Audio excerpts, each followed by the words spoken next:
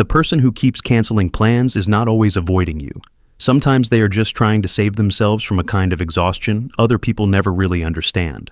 So, if home feels better to you than a crowded room, this is the part most people miss. Loving home is not the same as being lonely, because there is a good chance you have been mislabeled your whole life. Lazy, boring, hard to connect with. Too withdrawn. That is the stereotype. The real split is much sharper and much more useful. And most of that mislabeling starts with one bad assumption. Being alone and being lonely are the same thing. They are not. When the truth is usually much simpler. Some people go out and come alive. Other people go out and lose energy fast. Not because they hate people, because the room is costing them more than it is giving back. More noise, more social timing, more pressure to stay readable, responsive, and on. For a lot of people, that does not feel exciting. It feels expensive. Not in a cute way, in a real way. Like your system is asking for the volume to come down. And home, for them, is not a hiding place. Home is the outlet. It is where the nervous system comes back down. That drop matters more than people think, because calm and emptiness do not feel the same from the inside. It is where they do not have to perform, do not have to smile on cue, talk on cue, show up in the exact shape the moment seems to demand. That is the first thing most people get wrong. They think loving home means having less life in you, but a lot of the time, it just means choosing less noise. And the dangerous part is this. Peaceful people and avoidant people can look almost identical from the outside. Less friction, less being pulled away from yourself. But here is the part people blur. Peace and hiding can wear the exact same clothes. Some people love staying home because they are genuinely at peace there. Other people cling to home because stepping back into the world has started to feel too heavy. That is the moment preference starts turning into protection. From the outside, those two people look exactly the same. They both turn down invitations. They both disappear from plans. They both say, "I'd rather stay home." But inside, those are two completely different stories. One restores your life, the other quietly reduces it. One is self-knowledge, the other is fear speaking in a softer voice.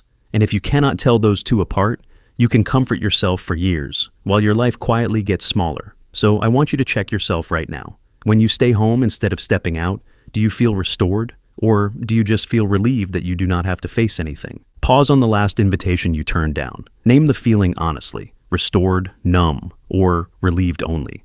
That question splits this entire video in half. And once you see which side you are on, a lot of your other patterns start making sense too. And this is exactly where people make the laziest mistake, because some people do not need a room full of stimulation to feel alive. A quiet room still gives them something to work with. Thought, relief, attention, mental space. They usually prefer a slower pace, a controllable space, and smaller pleasures most people rush past. But there are also people who stay home so long that they are no longer resting. They are withdrawing from life. And that is when safe starts turning into a cage. So let's make this useful. I want to show you what real peace feels like, what disguised avoidance feels like, and how to tell which one is shaping your life. And we should start with the first thing that matters. Most of them do not love isolation. They love the drop in noise. And that matters because solitude can be chosen while loneliness feels like pain.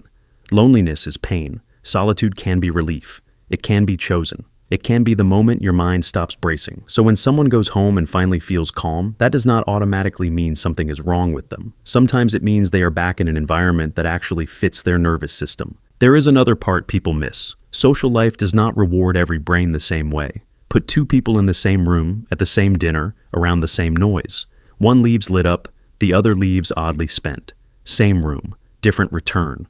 For some people, a busy room feels exciting. For others, the payoff is lower while the bill is higher. More noise, more timing, more pressure to stay socially readable. That is why the exact same night out can feel energizing to one person and strangely expensive to another. So, no, staying home is not always antisocial. Sometimes it is just honest energy economics. The same environment is not rewarding every brain the same way. That is the part most people never factor in. That does not mean the answer is total withdrawal. It means your balance point may simply be lower and quieter than someone else's. But this is also where comfort can start lying to you. If home gives you clarity, rest, and a fuller inner life, that is peace.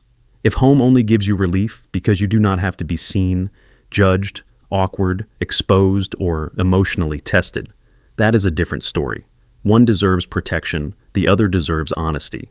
That starts leaning toward avoidance. And avoidance feels good in the short term because it removes pressure.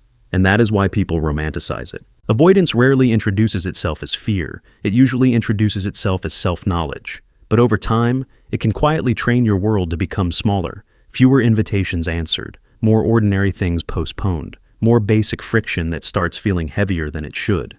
So here is the real test. After a night at home, check 3 things. Did your body calm down? Did your mind clear up? Or did you only feel safer because nothing challenged you? That is the split. Peace expands you, avoidance shrinks you.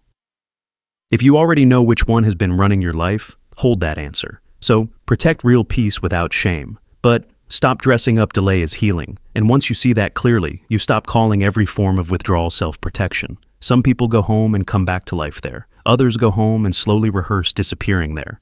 If this hit you, use one word in the comments: restored or relieved. And if you want the next layer, the next video should be about the quiet habits that make your world smaller without you noticing.